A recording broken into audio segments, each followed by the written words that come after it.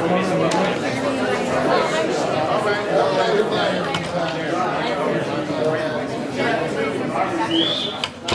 I wanted to welcome you all to the CLE.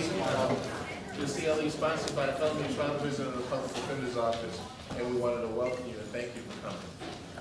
Today, we have a speaker who most of you know, and if you don't know him personally, you've heard of him, and that's Judge Silverman.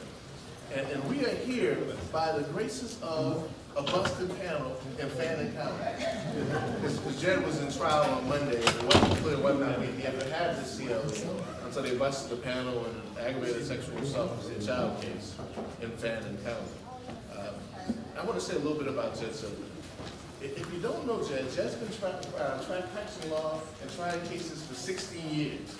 He's a graduate of Texas A&M Mount Galveston, and then a proud graduate of TSU, Texas Southern University Law School. And there's some TSU grads here, I'm sure, and some students who are here as well, right? Jed did a clerkship with his brother, Norm Silverman. Norm's sitting right over here. His older brother, who is a great lawyer in his own right. And they also clerked with Dan Cogdell before starting his own practice. Jed has tried about 250 cases, in excess of 215 cases, 50 cases in his 16-year career. And the thing that I think is interesting is that Jed has won a lot of cases. This year alone, Jed's tried 8 cases already, and we're in, what, July? He's already hit 8 cases, and all 8 of his cases are resolved in not guilty. He's had some cases that are resolved on the day of trial, and he's had cases where he's had busted panels, and you saw him in the news recently on a case. I always ask myself, I said, man, what's Jed doing? How's he winning all these cases? A prosecutor told me, well, he's only winning DWI. That's all he's winning. And that prosecutor's a lie. That's not all Jed's winning. Jed's won felony cases in multiple different counties, in Harris County, and he's not only won felony cases, he's won cases that have been difficult. I don't know if any of you are familiar with Mad Max, Judge Walker out in Beaumont. Yeah. Anybody familiar with Judge Walker? Judge Walker's a tough judge out in Beaumont. Jed tried the case in front of Judge Walker, got a not guilty verdict in the aggravated sexual assault of a child case. Right? Indecency with a child case.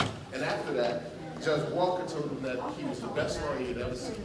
It was the best job he had ever seen in court.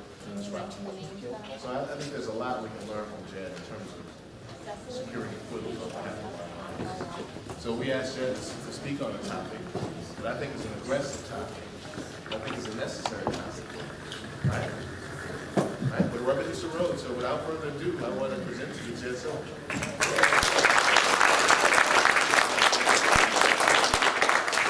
I wanted to thank the Public Defender's Office and thank Eric for inviting me to speak in front of so many people that I have a great deal of respect for. And in the course of my career over the last 16 years, I've had an opportunity to speak to a lot of you. And you give me bits and pieces that I take and tailor to myself. And that's a big part of the success that I've had in the courtroom. Now, I'll tell you a funny story. It's like I was supposed to be in trial this week, and I'm representing a youth pastor over in Fannin County. And Fannin County is a really small place up in northeast Texas near the Oklahoma border. And it is not the most liberal jurisdiction you're going to run into. It's one of those places where the definition of minority is somebody that ain't Baptist. And so, very tough place, tough case. And so, I started picking a jury this Monday over there. Very challenging case, very, in my opinion, a defensible case. And the right thing happens in the future, I'm going to win that case. And that's what my game plan is. But over there, we started picking the jury, and the prosecutor gets up there, and he's this smooth Northeast Texas lawyer who's been doing it quite a number of years, knows everybody a whole lot better than I do in the courtroom.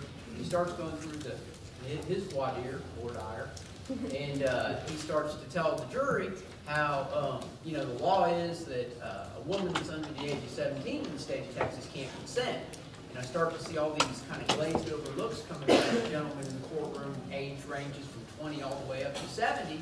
And then one of them has the courage to raise his hand and tells his prosecutor, sir, are you meaning to tell me if I have sex with a 14-year-old woman that you're going to try to put me in the penitentiary. And the prosecutor's response to this, prosecutor, or the juror's response to the prosecutor is like, yes, I will. And, you know, that's what the law is. And he's like, well, I'm going to tell you something, Buster. My wife was 13 when I met her, and she was 14 when I married her. And then the prosecutor continues to go through his 4 diagrams. And at this point, I'd stood up at one point and made an improper commitment objection overruled.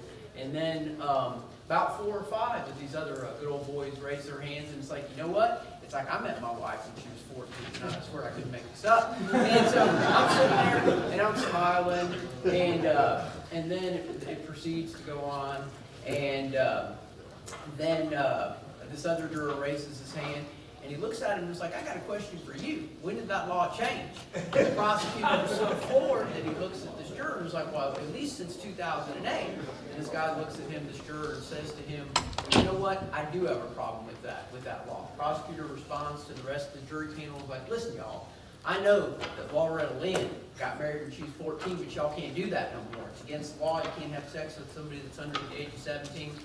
And as we go through the rest of the process, the jury starts to add bits and pieces. What if you're at the bar? What if you've been, I swear, I'm not saying a word.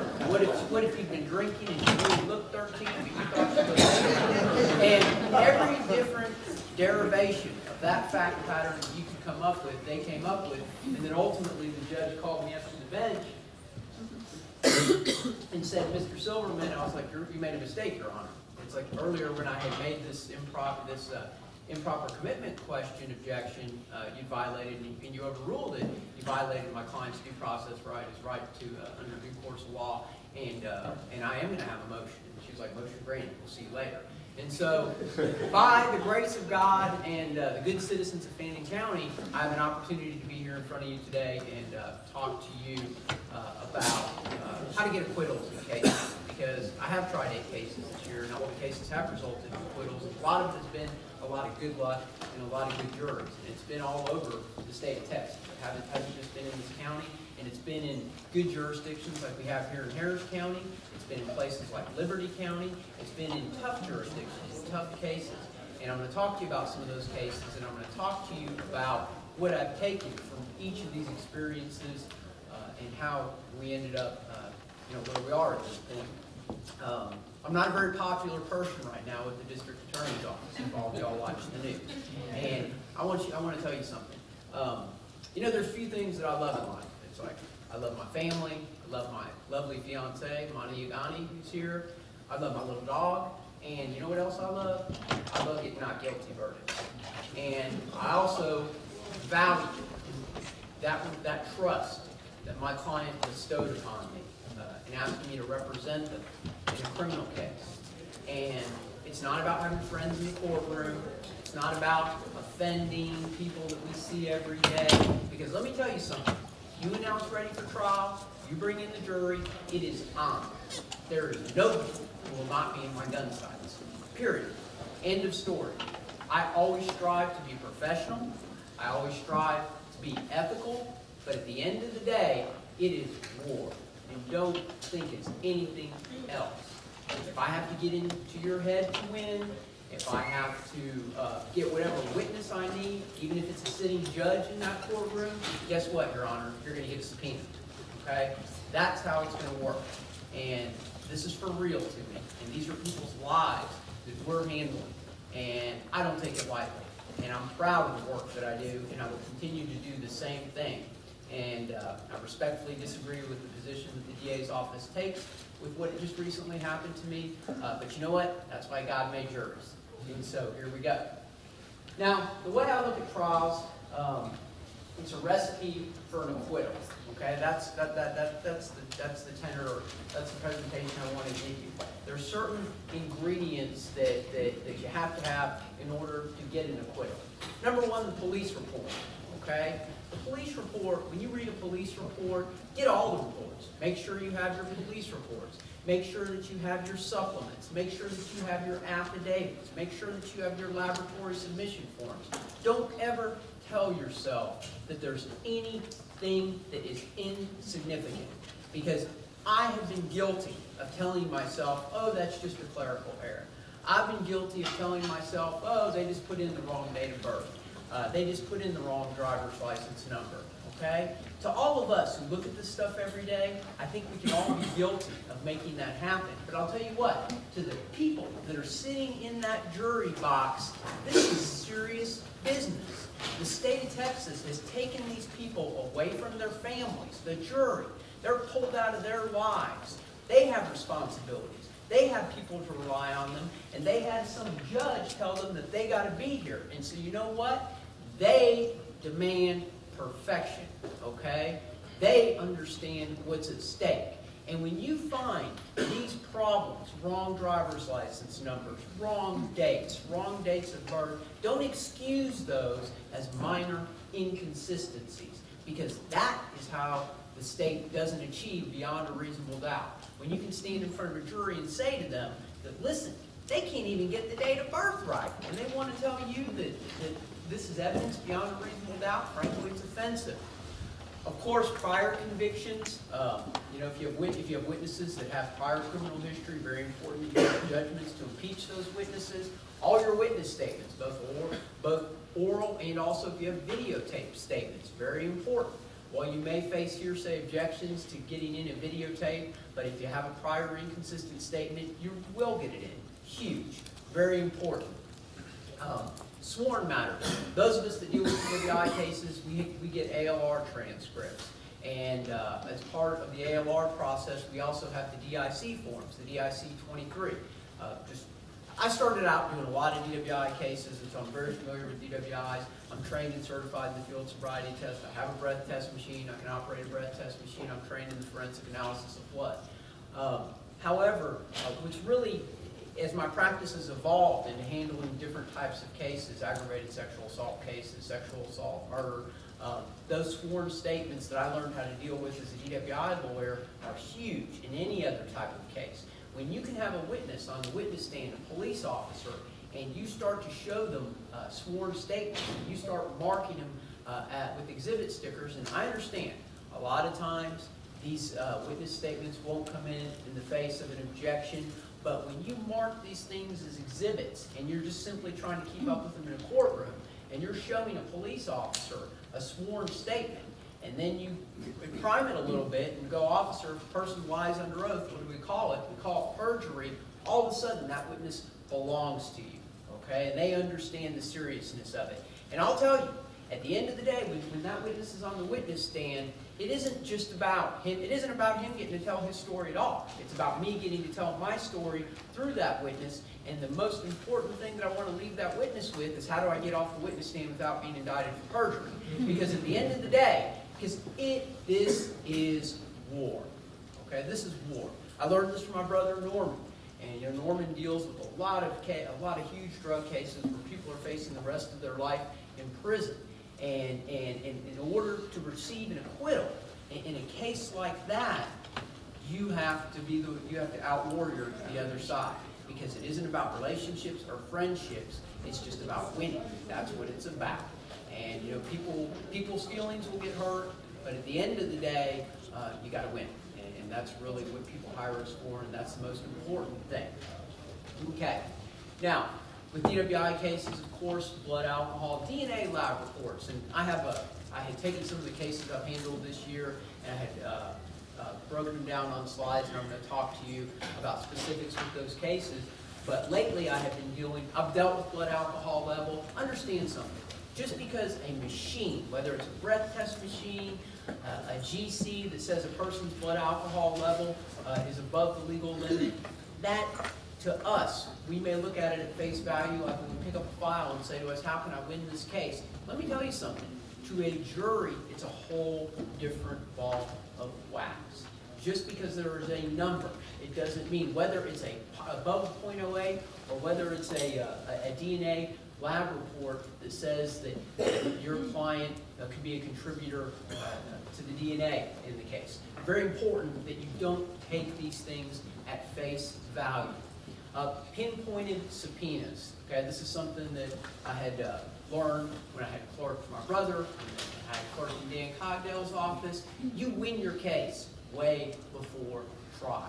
It's very important that you ask for everything. The last thing that you want to do is in the middle of the trial trying to find these things out. Issue subpoenas for all the videos, all the reports of the case. There was a contentious case that I'll talk about in a little bit, where I was representing a person at a DWI second a couple of months ago, and it was a 15-minute observation period. Everybody understands that in order to have a breath test here in the state of Texas, a person has got to be observed by the breath test operator for 15 minutes. And if they're not observed by the breath test operator, the breath test shouldn't come into evidence.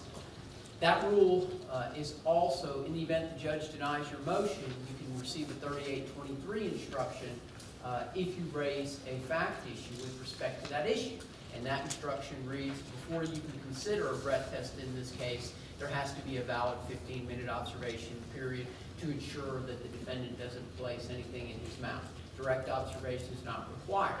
And that's jury instruction that you will receive if you raise a disputed fact question. The breath test operators will almost always tell you that they did it, and then what they'll do is they'll bring you a video after the breath test was given or before the breath test was given, where you don't have an opportunity to see the breath test. However, I can tell all of you, the Houston Police Department has a new persona that they want to send out to the public: transparency. Matter of fact, they put a nice big statue out there that one of my friend's wives had designed, and it's squares that you can see through. And the purpose of putting that statue out in front of the Houston Police Department is we want to show the world that we're transparent. And I have to hand it to them that lately, when I have seen videos that I knew existed that I've never seen before. Videos from inside the holdover cells over at Central Intox. Videos, every single thing that happens with your client when they arrive at the police station is recorded. All of it. All of it. There's a camera outside the back door. There's a camera immediately inside the back door. There's cameras in the hallway. There's cameras in the jail cells. And they record everything. And these are the kind of things that you can use for fodder in your motion to suppress hearing. Because frankly, the prosecutors many times don't know that we have these videos.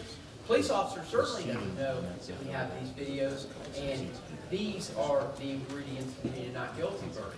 Getting those things that the other side doesn't have or that the officer's not aware of. When you're dealing with your child sex abuse cases, your CAC videos, your children assessment videos. Now, it's been my experience in some counties that they've actually given me a copy of them. In Harris County, we have to sit down and watch them. When I handle sexual abuse cases, I won't watch those videos once. I'll watch them 4, 5, 6, 7 times. I really want to get to know that child. I've cross-examined many children, and those of us that have done it. It's a challenge, and it's a very difficult thing because everybody wants to believe a child. And those stories, when you deal with these sexual abuse cases, the stories are they're usually very lucid and very practiced. And I actually, I'm going to talk about the case in a little bit, but I actually had a case this year where, God, it's one of the most difficult cases I've ever tried in my entire career.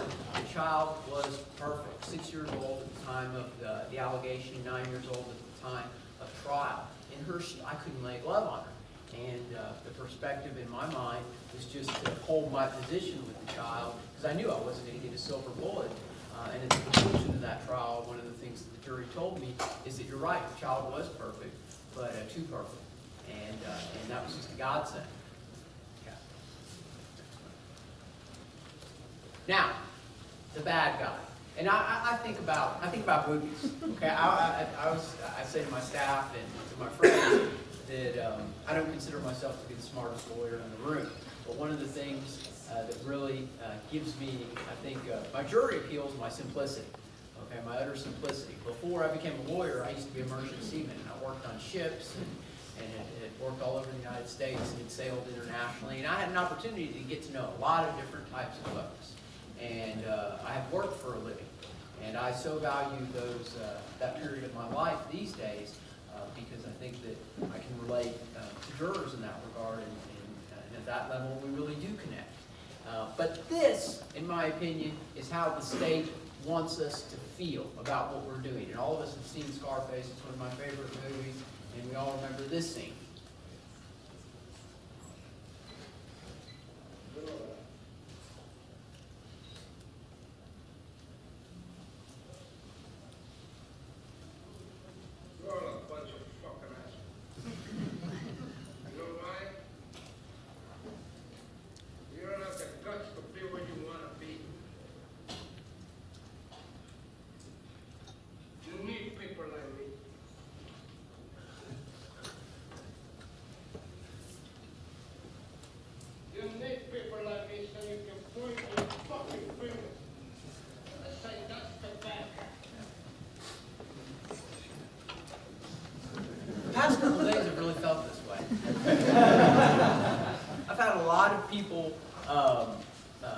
snub me and point their finger at me and try to make me feel like I'm the bad guy, okay? That I did something wrong.